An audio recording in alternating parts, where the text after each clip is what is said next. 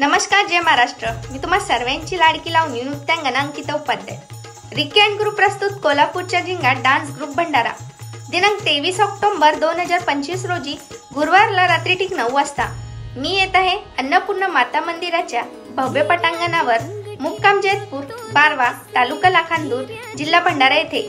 मला आमंत्रित केले टायगर ग्रुप जैतपूर बारवा यांनी। मला आमंत्रित केल्याबद्दल खूप खूप धन्यवाद। मी आणि माझा ग्रुप तर येतच आहे, तुम्ही देखील नक्की या। धन्यवाद।